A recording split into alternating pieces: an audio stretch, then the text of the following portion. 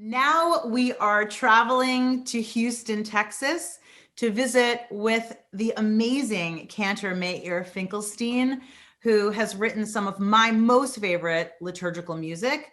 He is currently serving the congregation Beth Yeshurun. And welcome, Cantor Finkelstein. Pleasure to be here, Elizabeth.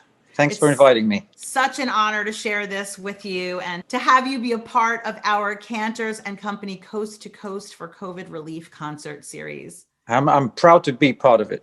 It's wonderful.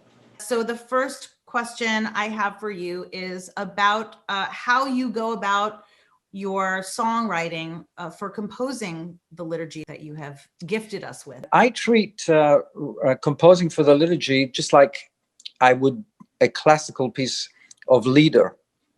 So I look at the prayer, I see what it means. I make sure that I'm pronouncing it correctly with correct stress points. And then that usually helps to bring a melody to my mind. And then those two gel, hopefully. And after a while, I hope I'm writing something that is memorable and people want to sing along with. When did you know that you wanted to become a cantor? Well, I like to tell people I was born on the bema. This is my late father was a cantor, and I have an older brother, Aryeh, who was also a cantor and is now retired. And my father took the two of us when we were kids onto the bema, and he said, "You're going to be accompanying me from now on." And when I was 14, believe it or not, I got a position as a cantor in Glasgow, Scotland. And my career began all those years ago when I was 14. But believe it or not, when I was 16, I moved away from home to another city in north of England and got the job as a cantor there and went to high school during the week.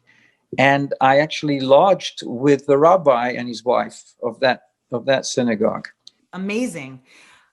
So share with us, if you would, some of the major highlights of your very long career. Well, it started all the way back when I was 18. And when I became a cantor of a very well-known shul in London called Golders Green Synagogue. And the cantor who was there before me had just retired after 50 years.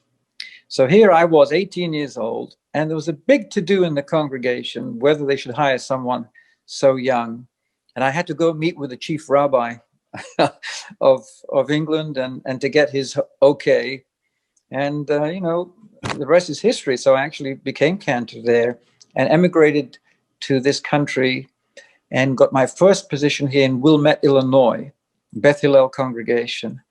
And from then went to Los Angeles, and I was cantor in Sinai Temple in Westwood for 18 years. And it was there where I actually started composing. All the pieces that people are familiar with, it all happened there in Sinai Temple. Because for the first time in my career, I had an organ and I had a choir, professional choir, every service, every Friday night and Shabbat. So it just opened up the floodgates and I felt very free to compose.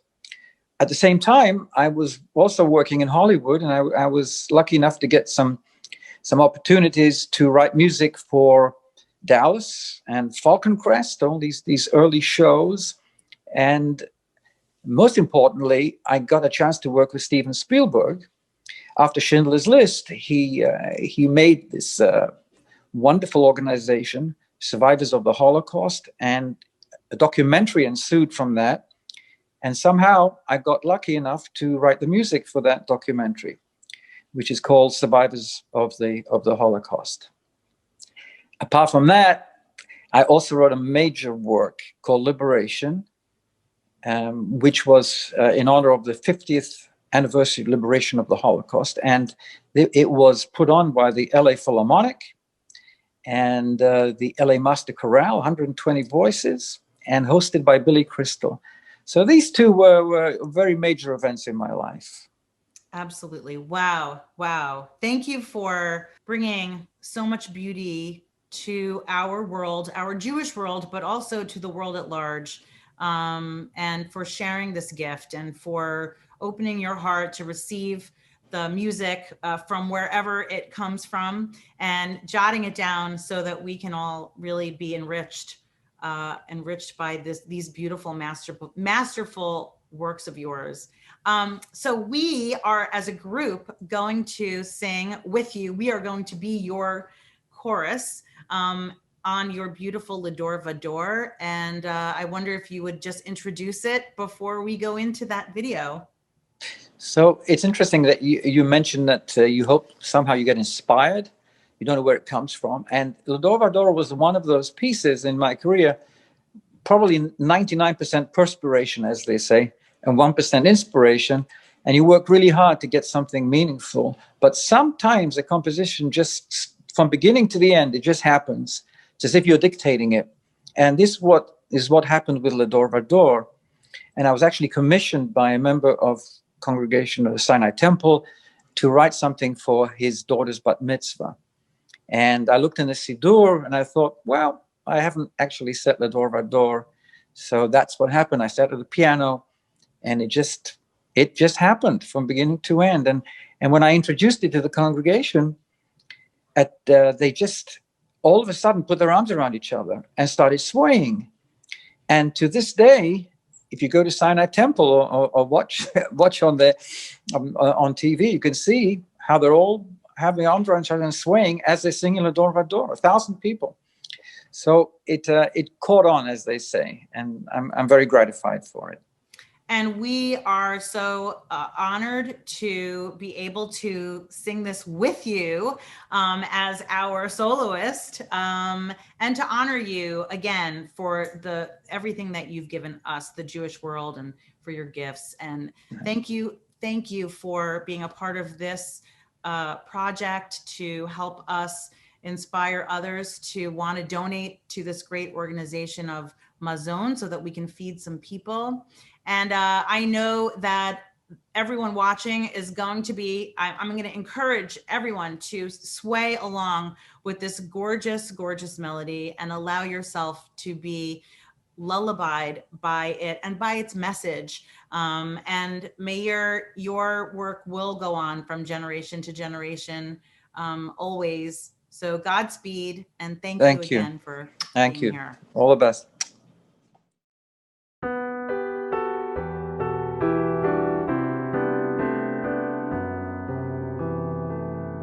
Lador Vador, Lador Vador, Lador Vador, Agi God Lecha, Ulenetzach Netzachim, Ulenetzach Netzachim, Kedushatcha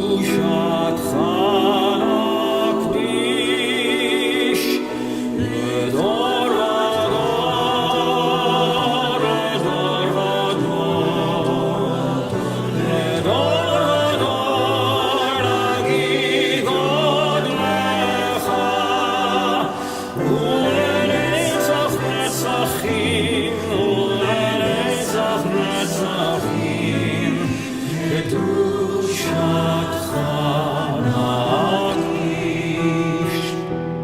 V'shivchacha